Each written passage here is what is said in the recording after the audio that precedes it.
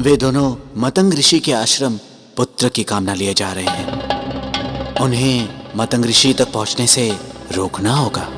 तुम महारानी मंडोदरी के भाई मायावी को वहां भेजो और उसे कहो कि वो अंजना और केसरी को रास्ते में ही समाप्त कर दे समाप्त।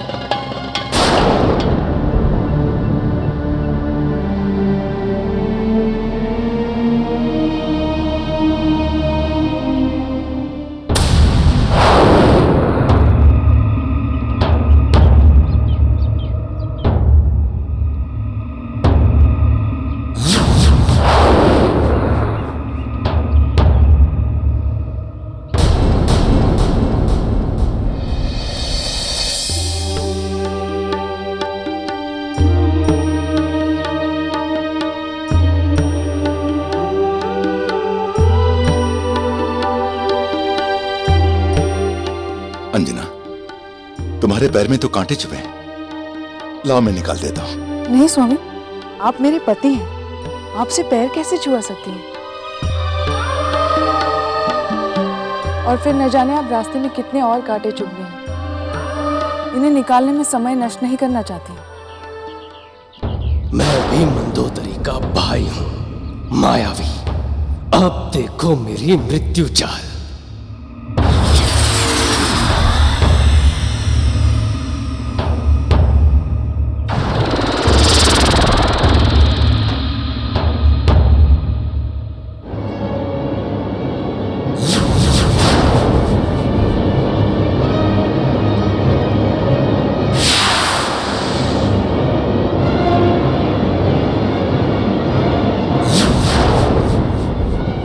अंजना, क्या कर रही हो? सामने जंगली भैंसा है, इसे जाने दो। इसके निकलने की प्रतीक्षा नहीं कर सकती मैं।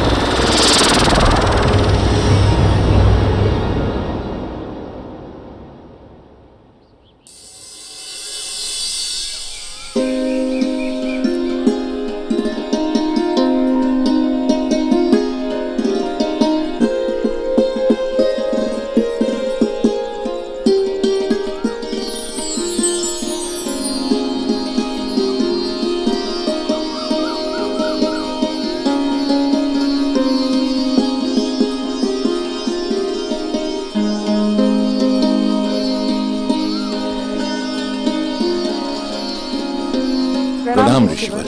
आयुष्मान भव, सौभाग्यवती भव। आइए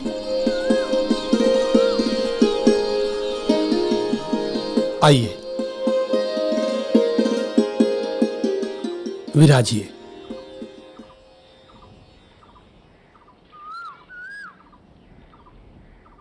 ऋषिवर। वानरराज केसरी, देवी अंजना, आप दोनों का हमारे आश्रम में स्वागत है। यदि आप हमें जानते हैं तो हमारे यहाँ आने का उद्देश्य भी मालूम होगा आपको। वानर राज, हम सब जानते हैं। आप चिंतित ना हो वानर राज, सब प्रभु की माया है। इस पृथ्वी पर जो भी होता है सब उनकी योजना अनुसार होता है। रावण को नर और वानर छोड़कर सबसे वध ना होने का वरदान प्राप्त हुआ है। इसीलिए भगवान शंकर उसे मारने के लिए एक वानर की कोख से जन्म लेना चाहते हैं।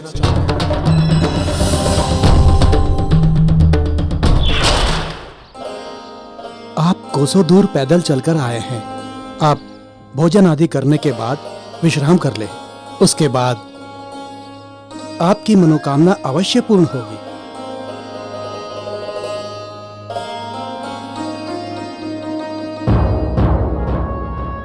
अरे देवी, आपके पांव में तो कांटे चुभे हुए हैं। लाइए मैं निकाल देता हूं। नहीं ऋषिवर, मैं तो यहाँ आपको गुरु मानते हुए पुत्र की कामना से आई हूँ। गुरु से पैर नहीं छुआ सकती। किंतु देवी, अतिथि तो भगवान के समान होता है। अतिथि देवो भव, यह हमारी संस्कृति है। लाइए मैं निकाल देता हूँ। ऋषिवर, हमारी संस्कृति में तो गुरु को भगवान से बड़ा मानते हैं। मैं इसे निकाल देता हूँ माता।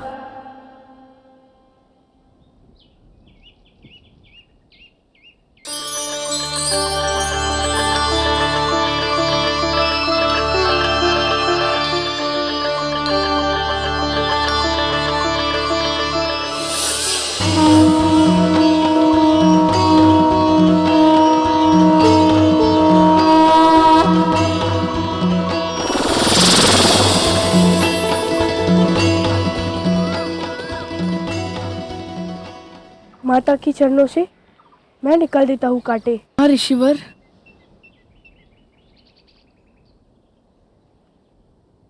माता के चरणों में ही स्वर्ग है।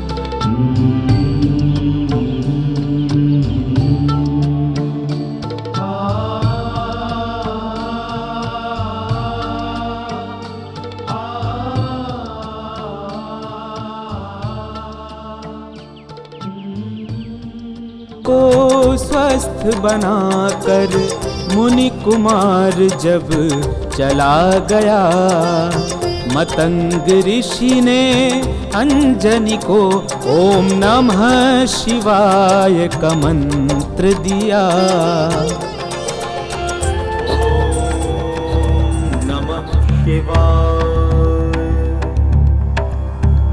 ओम नमः शिवाय,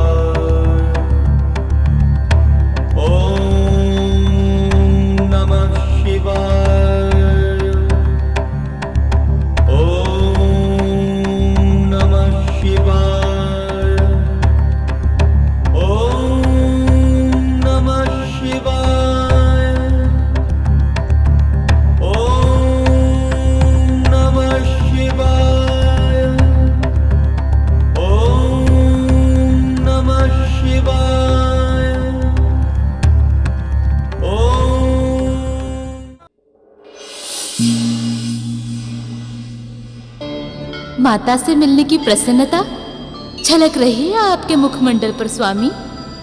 देवी, माता की सेवा में जो असीम सुख है, जो आत्म संतोष है, वो पहली बार अनुभव किया है हमने। सत्य है, किंतु स्वामी मेरे मन में एक प्रश्न है। कहिए देवी। देवी सुनैना और देवी कौशल्या ने तो पूर्व जन्म में तप किया था, इसलिए उन्हें विष्णुदेव और देवी लक्ष्मी की माता बनने का सौभाग्य प्राप्त हो रहा है। किंतु अंजना तो पूर्व जन्म में अप्सरा थी। उसने तो कोई तप नहीं किया था। आप सत्य कह रही हैं देवी। अंजना पूर्व जन्म में कुबेर की अप्सरा पुंजिक स्थला थी।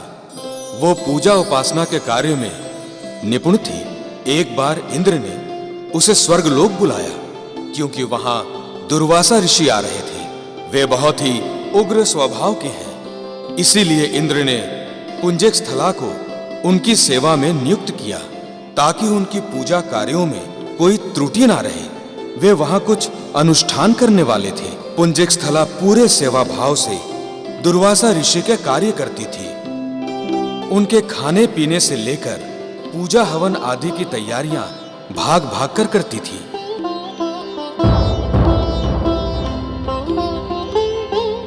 बहुत उछल कूद कर रही है।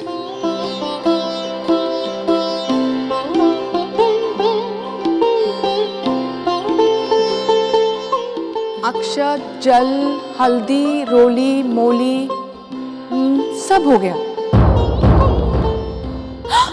घी तो भूल ही गई, अभी ले आई।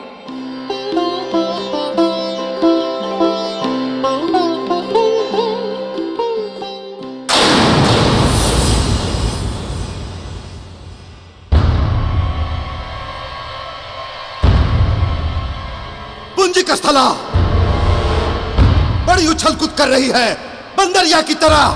जा, अगले जन्म में बंदरिया हो जा। अगले जन्म में बंदरिया हो जा। अगले जन्म में बंदरिया हो जा। क्षमा ऋषिवर, क्षमा।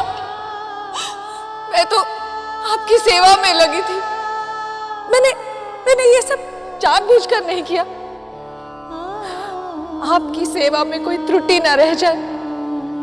आप कोई वस्तु खोजे, उससे पहले वो आपकी सेवा में उपस्थित हो। मैं बस यही कर रही थी। क्या मेरा अपराध इतना बड़ा था ऋषिवर कि आपने मुझे इतना कठोर श्राप दे दिया?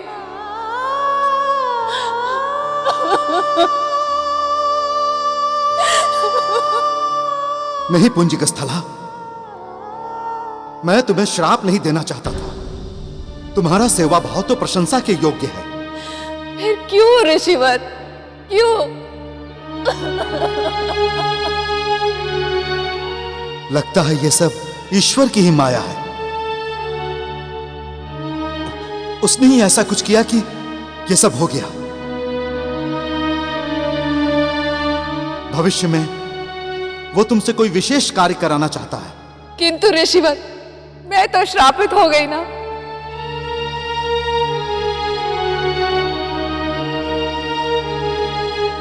मैं श्राप तो वापस नहीं ले सकता, किंतु तुम्हें आशीर्वाद तो दे ही सकता हूं। पुंजिक स्थला, मैं तुम्हें शक्तियां देता हूं कि तुम जल, थल और नभ कहीं पर भी बिना बाधा के आ जा सकोगी। अपनी इच्छा के अनुसार कोई भी रूप धारण कर सकोगी। भविष्य में तुम्हें एक महान पुत्र की प्राप्ति होगी, जिसके कारण तुम संपूर्ण जगत में प्रसिद्ध होगी और एक देवी के समान पूजी जाओगी। यह मेरा आशीर्वाद है तुम्हें। ये सब ईश्वर की ही योजना थी। पुंजिक स्थला की पूजा, उपासना, श्रद्धा और सद्भाव के कारण ही उसे इस विशेष कार्य के लिए चुना गया। अब तो मुझे प्रतीक्षा है उस दिन की जब मैं पुत्र रूप में जन्म लूंगा और मेरी माता बनेगी देवी अंजना। ओम नमः शिवाय। नमः शिवाय च नमः शिवाय। नमः शिवाय च नमः शिवाय। नमः शिवाय च नमः शिवाय। नमः शिवाय च नमः शिवाय। नमः शिवाय च नमः शिवाय। नमः शिवाय च नमः शिवाय। नमः शिवाय च नमः शिवाय। नमः शिवाय च नमः शिवाय। नमः शिवाय च नमः शिवाय। नमः शिवाय च नमः शिवाय। नमः शिवाय च नमः शिवाय।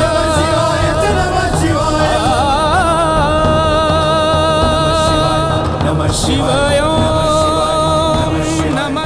हे हे भोलेनाथ, हे देवाधिदेव, कृपा कीजिए, अंजना की करुण पुकार को सुन लो प्रभु। पहले तो फलाहार करती थी, फिर जल पीकर, और अब तो उसने जल ग्रहण करना भी छोड़ दिया। निराहार होकर तप कर रही है। अब उसकी और कठोर परीक्षा मत लो। ओम नमः शिवाय।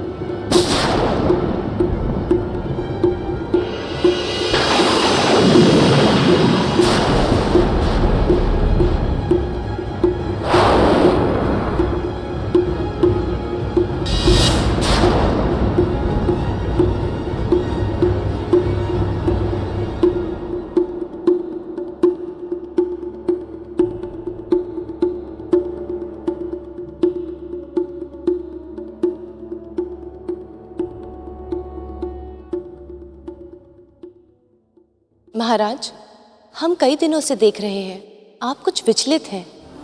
आपका गर्व से दमकता हुआ चेहरा मुरझा सा गया है। महाराज, आप ही नहीं, हमें भी अनेक चिंताओं ने घेर रखा है। आपको कौन सी बात की चिंता है महाराज? आपकी हर चिंता दूर करने के लिए हम हैं ना। आप हमारी चिंताओं को दूर नहीं कर सकते महाराज।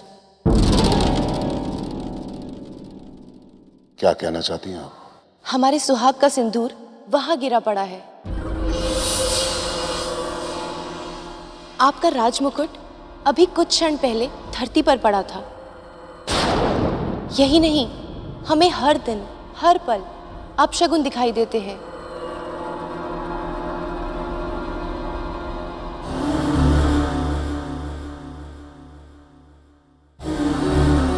स्वामी, जब से आप दंडकारण्य से वो रक्त कुंभ यहाँ लाए हैं,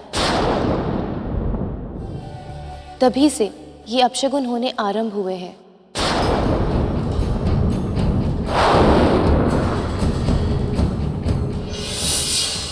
ये आप कैसे कह सकती महारानी कि इन सब का कारण वो रक्त कुंभ है?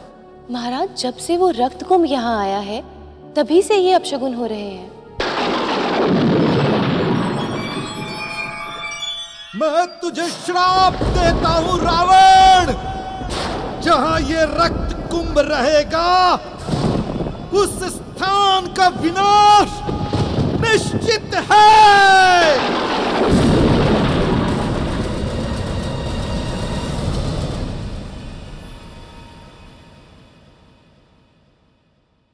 स्वामी, आप वो रक्त कुंभ यहाँ से हटवा क्यों नहीं देते? आप रक्त कुंभ की चिंता मत कीजिए महारानी। हम काल को भी अपने वश में कर सकते हैं। हम यमराज को उसी के यमपाश से बांध सकते हैं। कुछ नहीं होगा हमें। रावण है हम, रावण।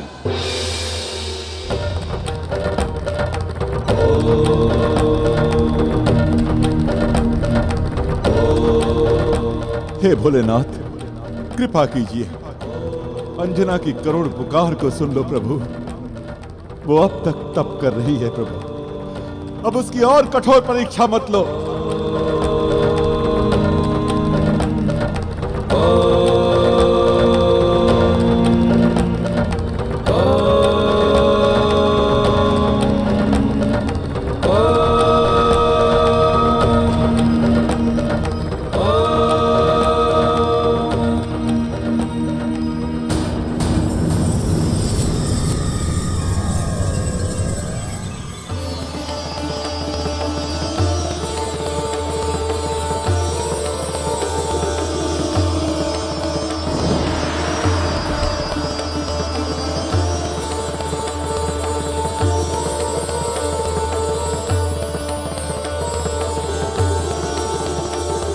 पवन देव प्रकट हों।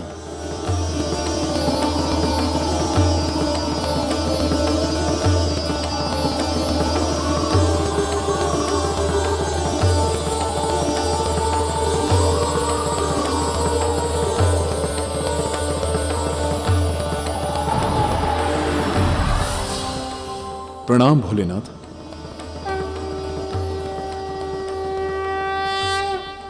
पवन देव, मैं आपसे अत्यंत प्रसन्न हूं।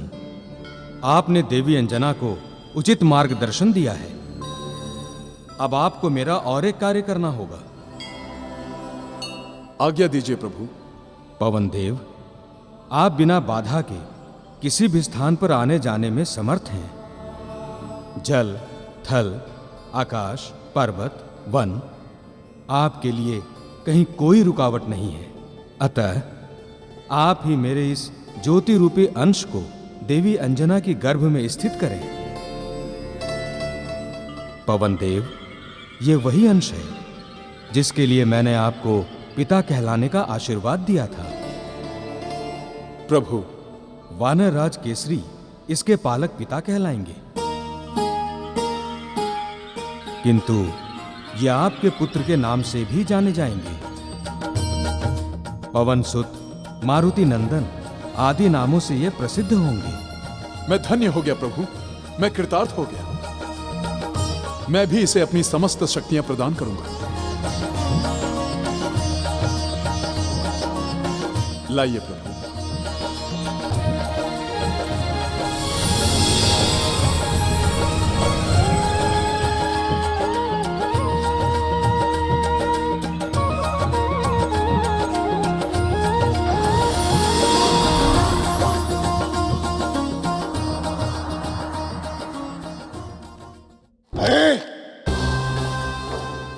हम अंजना को माता कभी नहीं बनने देंगे, कभी नहीं।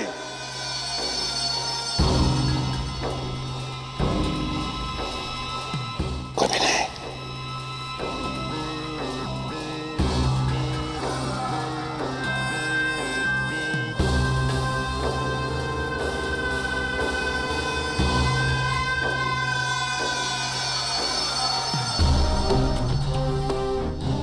बाली, किष्किंधा का होने वाला राजा, उससे अधिक शक्तिशाली और बुद्धिमान वानरों में अन्य कोई नहीं। वही हमारा कार्य कर सकता है, वही हमारा कार्य कर सकता है। शुक। आज्ञा महाबली। तुम शीघ्र अतिशीघ्र किष्किंधा जाओ और बाली को हमारा बुलावा भेजो और उसे कहना कि हम उसे गुप्त मंत्रणा करना चाहते हैं और वो हमसे गुप्त रूप में आकर मिले। जाओ। जो आज्ञा महाबली।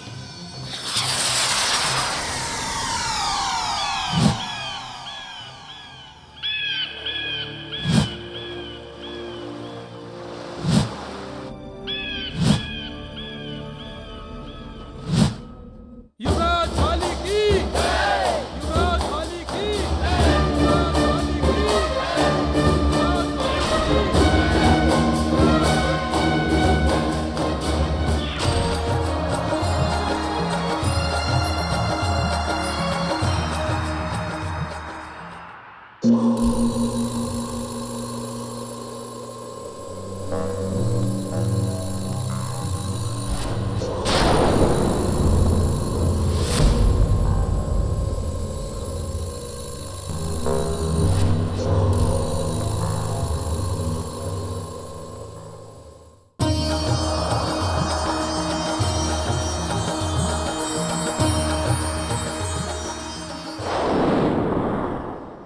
रानी मंदोदरी, ये लीजिए आपका दूध।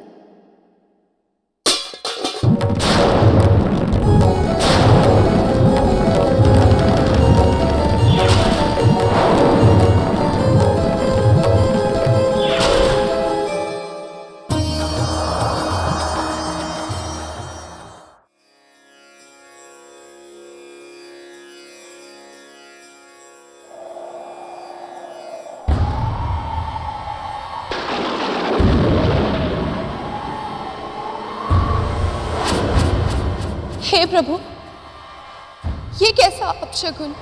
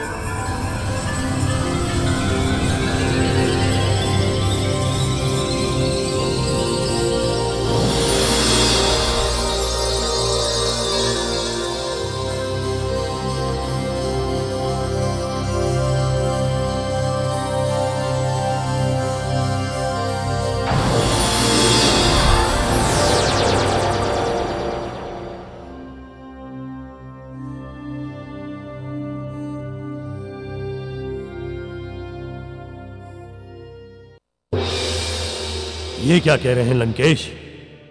देवी अंजना के पुत्र को मैं कैसे मार सकता हूं?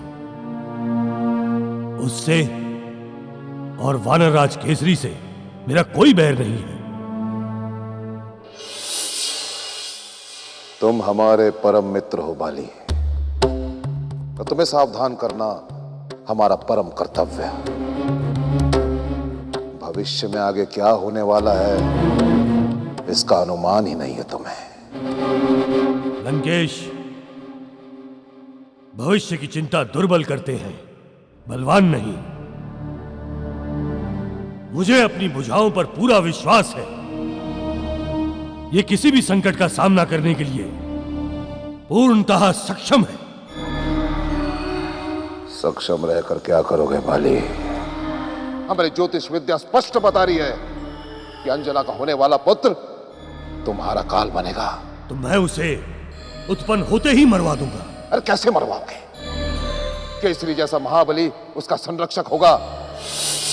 केसरी का बल मेरे सामने कुछ भी नहीं है लंकेश। मैं उसे चुटकी में मसल सकता हूं। अच्छा, तो फिर तुम्हें केसरी के बल का अनुमान नहीं है बाली। हम तुम्हें बताते हैं। अंजन क्षेत्र के तपोवन की घटना है, जहां अनेक ऋषि मुनि रहा करते थे। एक बार पाताल लोक से दो दैत्य भूख से व्याकुल होकर पृथ्वी पर आए।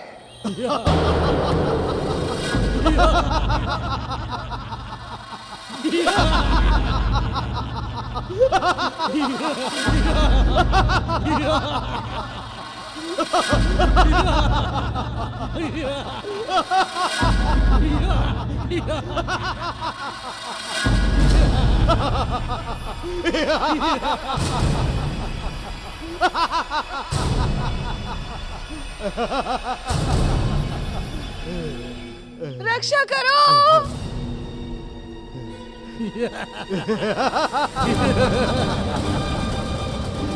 रक्षा करो।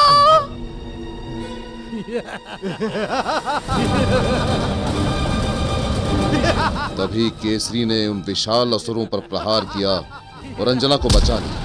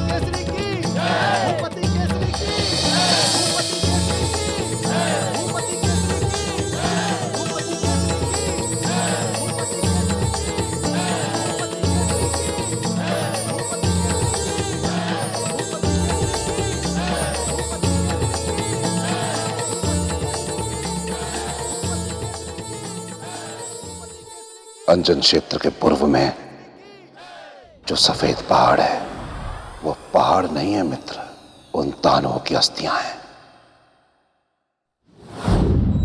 अब तुम ही सोचो मित्र, केसरी का बल और मतंग ऋषि के आशीर्वाद के शक्ति के मिलन से जो पुत्र उत्पन्न होगा वो कितना शक्तिशाली होगा, कितना बलशाली होगा, तुम ही सोचो। हम तो कहते हैं मित्र, उसे कोक में ही समाप्त कर दो।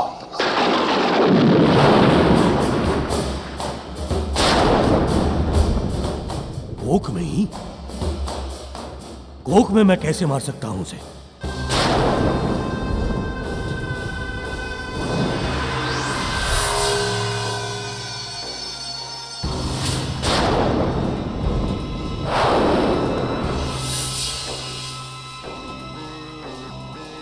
हमारे इस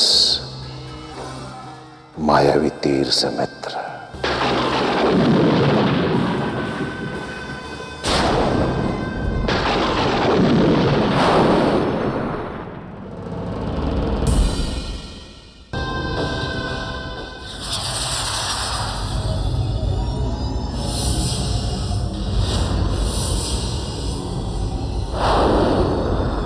मृत्यु मायावी तीर से मित्र।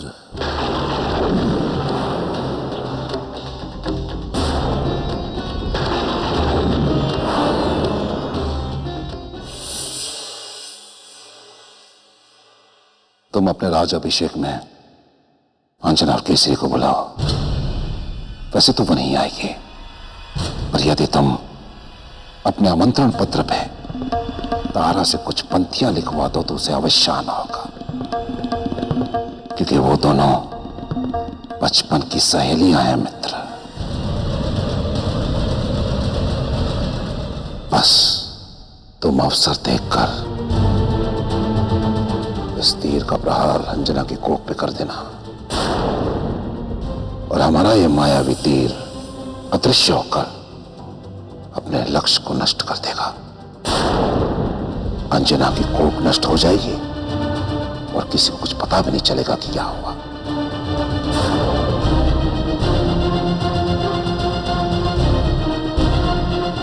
जाओ मित्र और इस कार्य को संपन्न करो।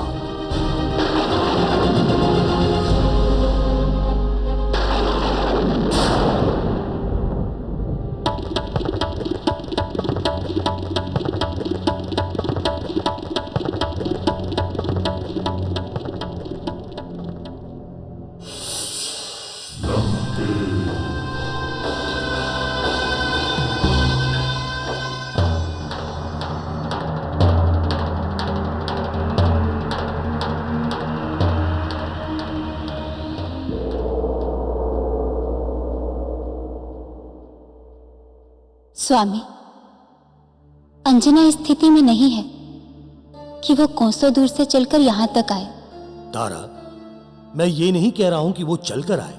केसरी राजा हैं, उनकी पत्नी पालकी में ही आएंगी, और पालकी से आने में उन्हें क्या समस्या होगी?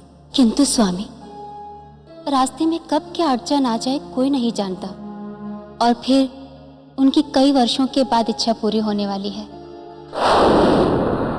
ऐसे में हम उन्हें संकट में ना ही डालें तो ही अच्छा है। इसका अर्थ तो ये है कि तुम चाहती ही नहीं हो कि अंजना हमारे राज्याभिषेक में आए।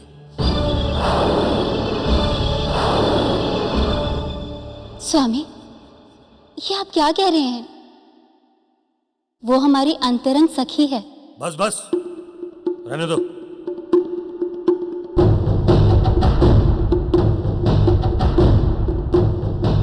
मुझे पता है तुम उससे मन ही मन जलती हो, क्योंकि हमारे विवाह से पहले वो भी मुझे बहुत अच्छी लगती थी, और अच्छी लगे क्यों ना, वो अप्सराओं के समान सुंदर है। आपने तो बात को इतना बढ़ा दिया। और नहीं तो क्या, मेरे जीवन के इतने बड़े शुभ अवसर पर यदि अंजना ना आए तो मुझे अच्छा लगेगा क्या? मैंने तो निमंत्रण पत्र लिख दिया है, किंतु तुम उसे बुलाने के लिए 2 पंक्तियां भी नहीं लिख सकती।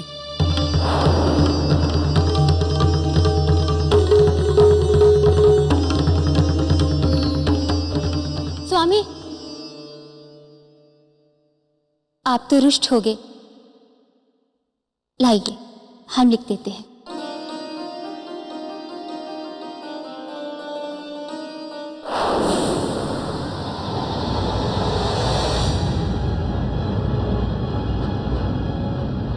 अब तेरे बालक की मृत्यु निश्चित है अंजना, निश्चित है।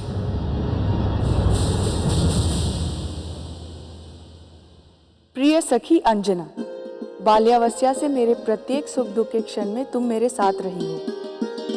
मेरे पति किष्किंधा के सम्राट बनने वाले हैं। ये अवसर तुम्हारे बिना संपन्न हो, मैं इसकी कल्पना भी नहीं कर सकती। तुम्हें आना ही होगा।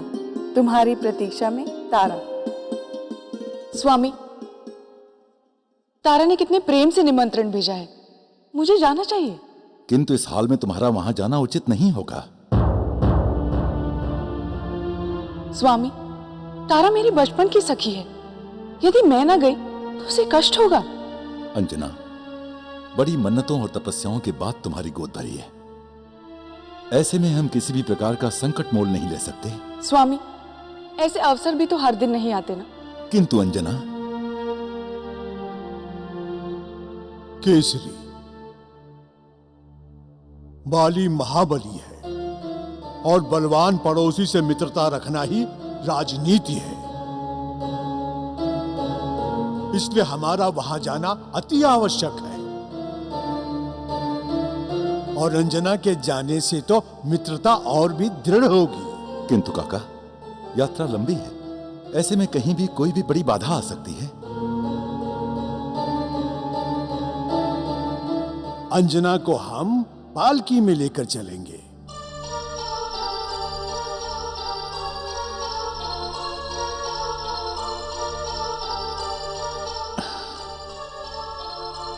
सोचते क्या हो केसरी, अन्य बाधाओं के लिए हम तो है ना।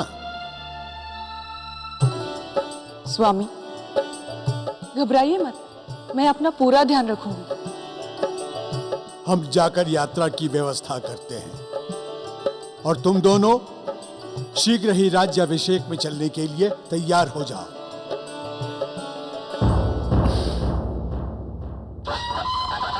युवराज बाली की, युवराज बाली की, युवराज बाली की, युवराज बाली की, युवराज बाली की, युवराज बाली की, युवराज बाली की।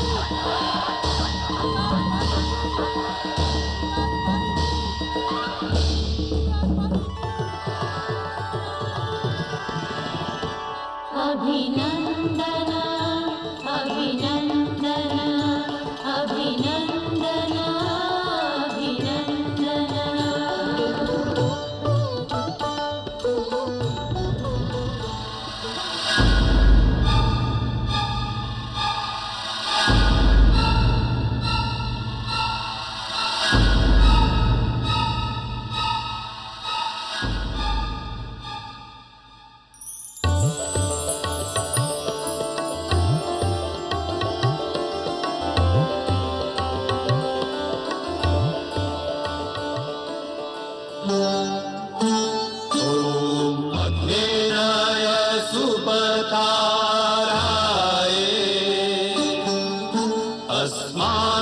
विश्वानि देव वयुनानि विद्वान् युयोध्यस्मज्जुहुराणमेनो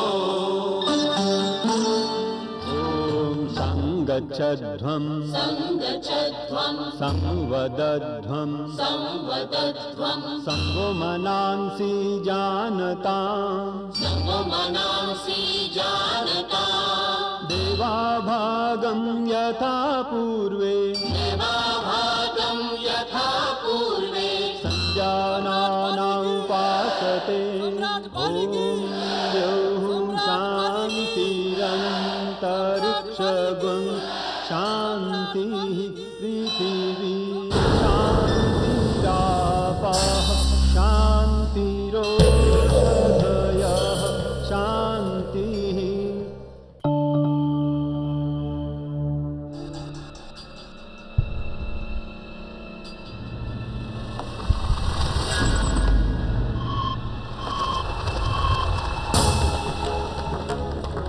सभी को सोते हुए देख कर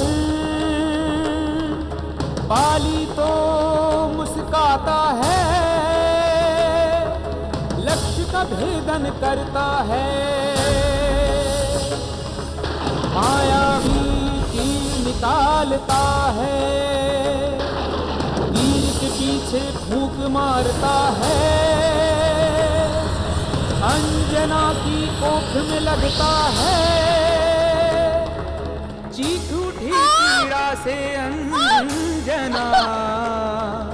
बाली पलायन करता है, बाली पलायन करता है।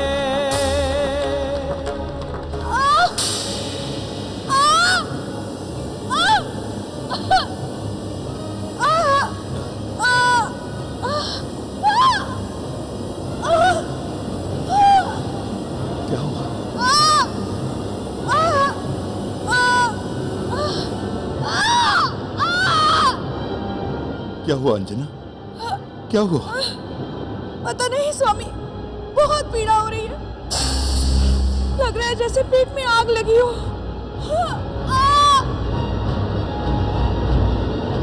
मैं मर जाऊंगी स्वामी। कुछ कीजिए।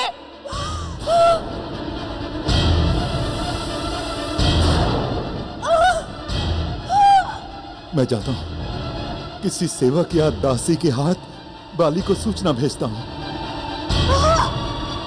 वो राजवैद्य को लेकर आएगा, राजवैद्य को लेकर आएगा।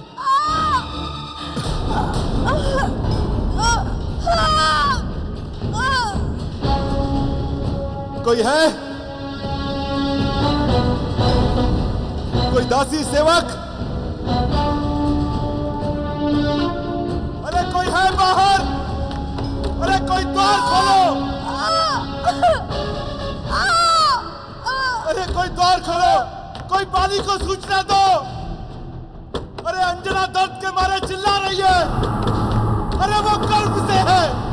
अरे कोई द्वार खोलो! द्वार खोलो! अरे द्वार खोलो!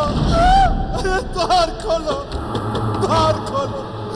द्वार खोलो!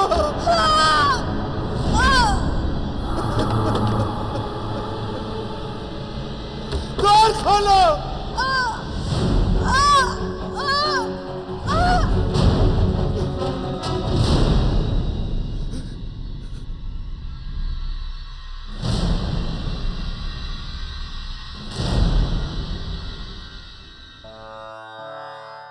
प्रभु, अब आप ही उसे बचाइए प्रभु। आप ही के आशीर्वाद से वो मां बनने जा रही है प्रभु। अब आप ही उसे बचाइए प्रभु, आप ही उसे बचाइए प्रभु।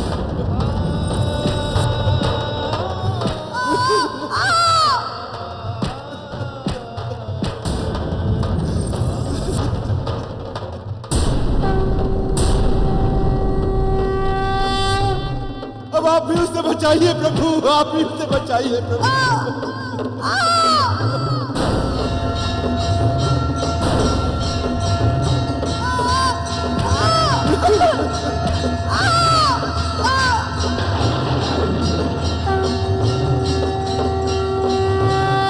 तुम अवसर देखकर इस तीर का प्रहार अंजना की कोख पे कर देना और हमारा ये मायावी तीर अदृश्य होकर अपने लक्ष्य को नष्ट कर देगा।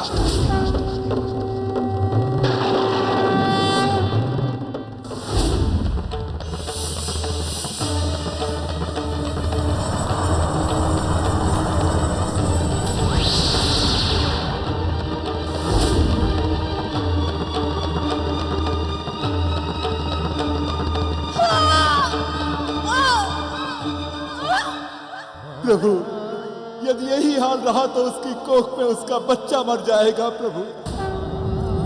उसके बच्चे को कुछ हो गया प्रभु तो अंजना भी मर जाएगी और मैं भी अपने प्राण त्याग कर दूंगा प्रभु, अपने प्राण त्याग कर दूंगा प्रभु।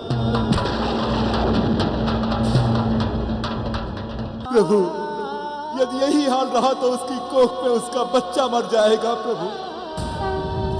उसके बच्चे को कुछ हो गया प्रभु तो अंजना भी मर जाएगी और मैं भी अपने प्राण त्याग कर दूंगा प्रभु, अपने प्राण त्याग कर दूंगा प्रभु।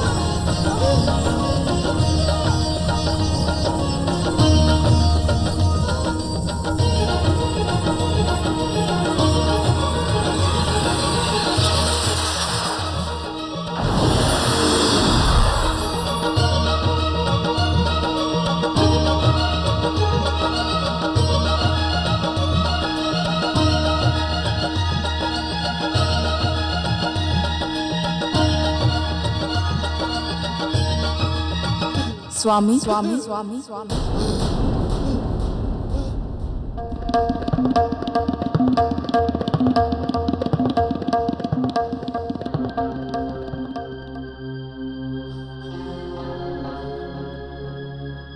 मेरी पीड़ा तो शांत हो गई स्वामी। लग रहा है जैसे जैसे कुछ हुआ ही नहीं।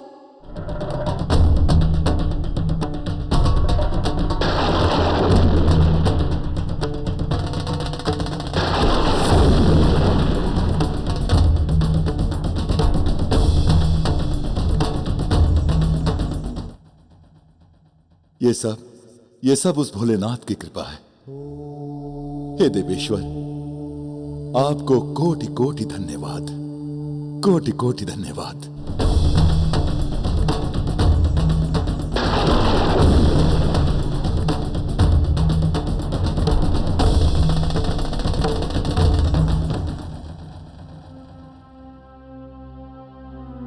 काका, आप?